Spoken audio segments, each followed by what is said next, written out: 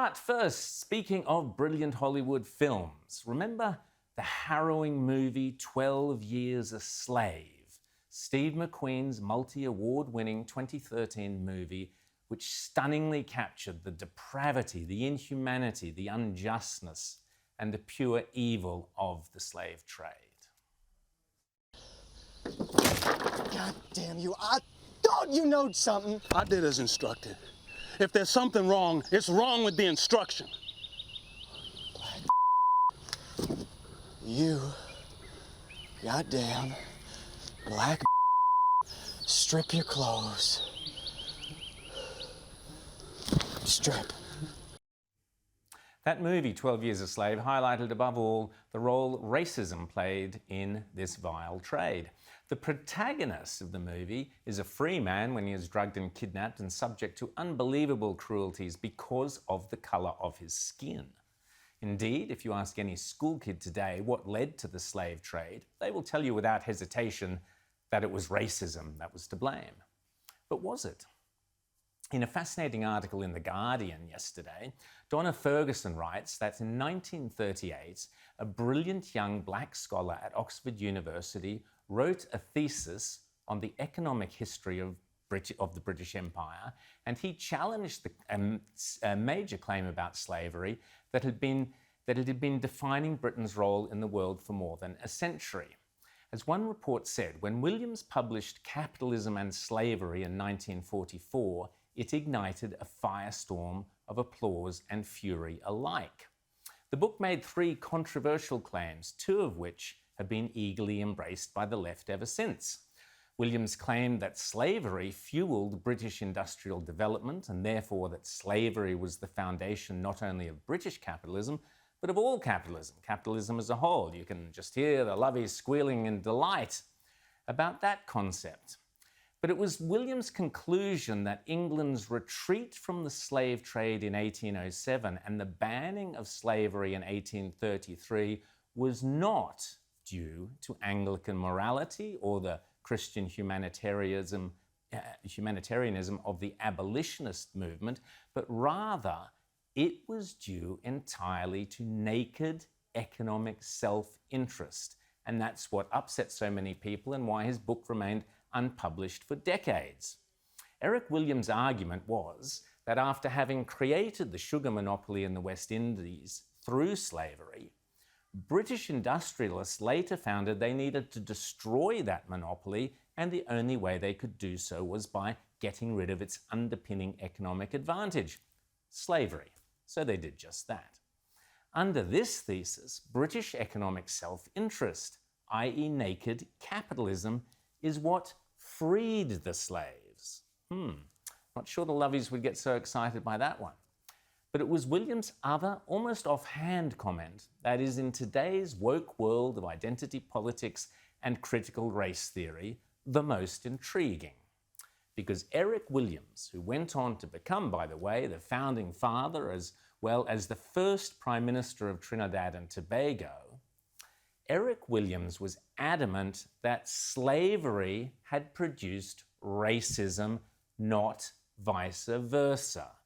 Slavery was not born of racism, Williams wrote, but rather racism was the consequence of slavery.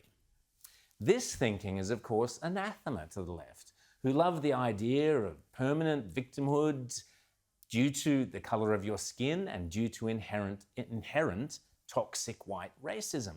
But Eric Williams saw it completely the other way round. He wrote how, to begin with, unfree labour in the New World was brown, white, black, and yellow, Catholic, Protestant, and pagan, with various circumstances combining to promote the use of enslaved African labour above the others. For example, he writes, escape was easy for the white servant, less easy for the Negro, who was conspicuous by his colour and features. And interestingly, something similar to this view has been the focus of the UK charity English Heritage. They're the mob who are responsible for those blue plaques that you see identifying famous historical figures in Britain. In an article in today's UK Telegraph, Craig Simpson writes that English heritage, which had been accused by critics of showing a politically biased, quote, monomaniacal focus on the slave trade and slavery, had been ignoring the ills of factory labour far closer to home. The article points out that it wasn't just black slaves who powered the Industrial Revolution, but that the grueling and dehumanising conditions of workers and the exploitation of child labour in the cotton mills was tantamount to, quote, white slavery. Human history is, of course, riddled with slavery, and slaves have come in all colours. The Jews were slaves in Egypt. The Romans enslaved entire nations. The BBC claimed that the term Slav actually refers to when the Muslims of Spain enslaved much of Eastern Europe, the Slavic races. Hitler and Stalin enslaved entire populations, and so on. The Arab slave trade has been a curse in North Africa for centuries. There's plenty of evidence for all of that. Nearly every conquering force in human history has taken slaves. But if slavery is caused by economics, not racism, then there are two very easy conclusions to draw. Firstly, Williams himself insisted that once the material roots of slavery had been ripped up, the modern world would witness the end of racism. Indeed, that was pretty much the case over the last few decades following the civil rights movement, Martin Luther King, the absolute and outright rejection of racism by mainstream democratic societies across the West, including here in Australia. But tragically, it is the left, the modern left, who have in recent times deliberately rekindled the flames of racism and racist beliefs through their pernicious critical race theory ideas, which are promoted relentlessly in our schools and universities, on the ABC, and by militant activists pitting black oppression against white guilt and shame. This has to stop. But secondly, if economics is at the heart of creating slavery, not race, and if economics is capable of destroying slavery, then it becomes much easier to not only define genuine modern slavery and to pinpoint it, but to actually do something about it. Let's start by recognizing that modern slavery exists right under our noses, for the same economic reasons Eric Williams identified 80 years ago.